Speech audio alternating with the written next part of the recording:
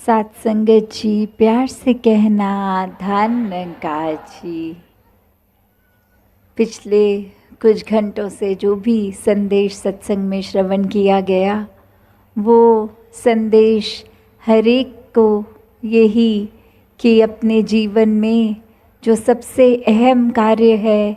जो जीते जी ही करना है,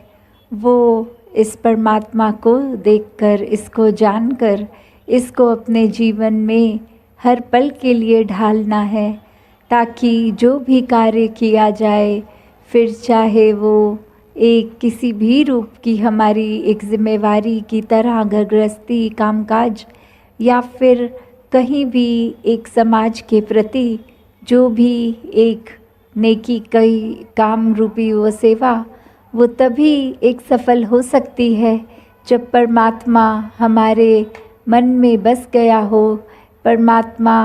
को देखकर हर कोई इसी के आश्रय एक अपना हर पल लगाए, तो कैसे ये ही बात युगों युगों से हर धर्म ग्रंथ भी समझा रहा है, हर भक्त, हर संत ने यही समझाया कि अपने जीवन में एक सच्ची दौलत जो ना कोई चुरा सकता है, ना ये दौलत खर्च करने से घटती है, ऐसी सच्ची दौलत कि ये नाम की दौलत, इस परमात्मा को अंग संग देखना, ये जो धन है ये हर समय रहेगा, कि हर परिस्थिति में रहेगा, ये किसी भी मौसम में वैसे का वैसा ही है, ये एक जलेगा नहीं, ये भीगेगा नहीं, ये अपनी जगह पे हर समय कायम दायम है। तो ये परमात्मा, इसको भी देखकर अपने जीवन को पूर्णता से जिएं, ताकि इस परमात्मा ये जो दैवीय है, ऐसे ही दैवीय गुण जीते जी हम जीने में अपने लगा लें, और फिर ये मानवीय गुणों से युक्त जीवन इंसानियत के रास्ते पे हर समय तत्परस्त रहेगा, हर समय दिल से हर किसी की सेवा करता जाएगा। तो ऐसे जीवन को कोई भी जी सकता है। वो कोई ज़रूरी नहीं कि कहीं विशेष जगह ही जन्म हुआ हो तो ही ये परमात्मा की प्राप्ति हो सकती है। वो तो ये जो संदेश है ये हर किसी के लिए है, क्योंकि जब परमात्मा ही एक है, परमात्मा की रचना, वो चाहे कहीं भी पैदा हो ये इंसान, चाहे एक कैसा भी अपने व्यवहार में, कल्चर में कुछ पहनना खाना कैसा भी हो, तो ये परमात्मा तो हर एक में एक बराबर ही है। कोई ये नहीं कि किसी का स्थान कहीं हो गया, वो ऊंचा कुल हो गया और दूसरा कुल ऊंचा नहीं है। तो वो बात यही संतों ने हमेशा से समझाई कि ये भेदभाव, नफ़रत दिलों से हटाना है, और वो हटाना इस तरह कि जब ये सच्चाई को, इस परमात्मा को देख लिया, तो ये निराकार के आश्रय फिर जो भी एक ये नज़र देखती है, पहले किसी व्यक्ति को भी देखने से पहले ये परमात्मा ही दिखेगा। कोई व्यक्ति को देखेंगे तो मन जजमेंटल नहीं होगा, ये कोई धारणाएं हम किसी के बारे में नहीं बनाएंगे, क्योंकि वो इंसान जो भी है उसके अंदर भी यही परमात्मा है। तो फिर बात यही कि हर जगह ही ये परमात्मा है, जहाँ एक सृष्टि के ब्राह्मण के कण कण में है, वहीं हर एक के इस शरीर में भी है। फिर वो शरीर चाहे किसी का भी हो, तो कैसे जीते जी अगर हम कोई नेकी का रास्ता नहीं अपना रहे, एक बुराई को अपने अंदर घर करने दे रहे हैं, तो नुकसान हमारा ही है। क्योंकि जहाँ इस परमात्मा ने इंसान की रचना करने के समय हर एक में वही सच्चाई, वही अच्छाई, हर समय कायम दायम रहने वाले परमात्मा की अंश इस आत्मा को बनाकर हमारे शरीर में जहाँ डाला है,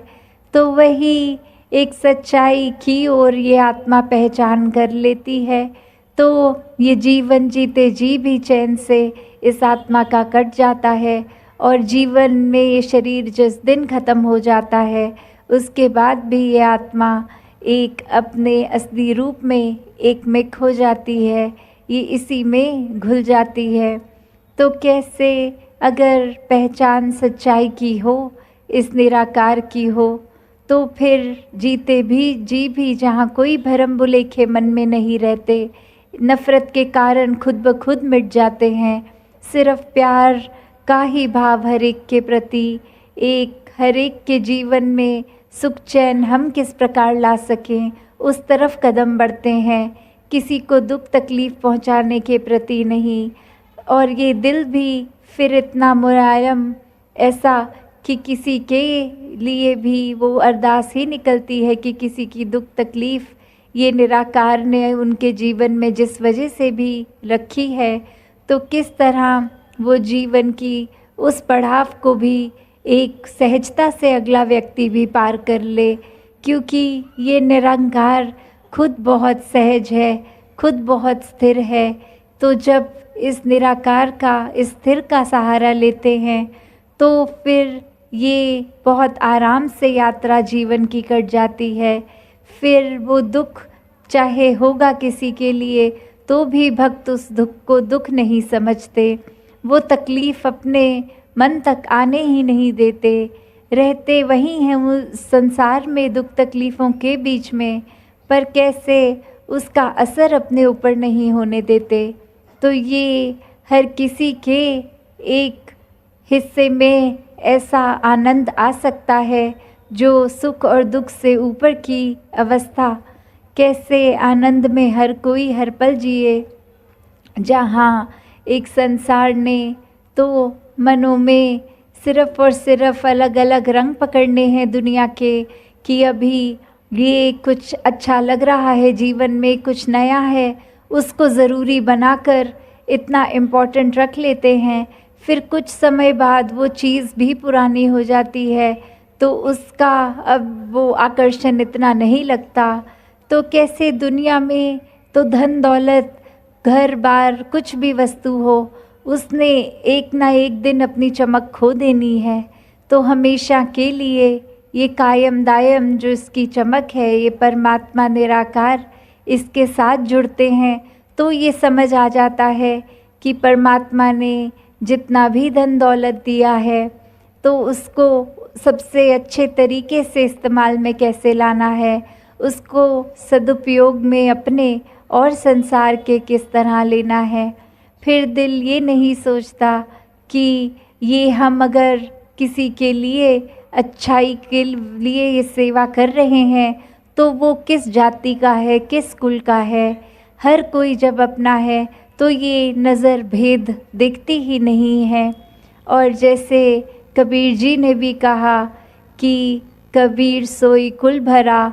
जाके कुल प्रभु समाए, कि किस तरह के जो कुल की बात हो रही है संसार में, तो ये इस तरह देख लेते हैं लोग कि एक कुल अच्छा है। तो यहाँ कबीर जी कह रहे हैं कि वो ही कुल सबसे श्रेष्ठ है, सबसे अच्छा है, सबसे भला है, जिस कुल में एक प्रभु परमात्मा जिस घट में समा रहा है। तो वो एक परिभाषा अब श्रेष्ठ कुल की उन्होंने क्या बता दी कि आप बेशक कहीं भी जन्म लें, अगर आपके मन में परमात्मा नहीं है तो ये मन श्रेष्ठ नहीं हो सकता। और मन की श्रेष्ठता तो ये परमात्मा ही है कि मन हमें हर समय अगर अपना स्वच्छ रखना है तो फिर इस परमात्मा को हर समय के लिए इस मन में बसाना है। कुछ समय के मुताबिक नहीं कि दिन में 1-2 घंटे हम भक्ति करेंगे, बाकी दिन हम इस परमात्मा के बारे में सोचेंगे भी नहीं। पर भक्त इसके तरह अपना जीवन इस तरह काटते हैं कि ये परमात्मा तो हर समय है, मन में इसी की सोच पे एक दिल और दिमाग हैं। तो ये परमात्मा को प्यार करते हुए, इस परमात्मा की याद में बसकर इसको सोचते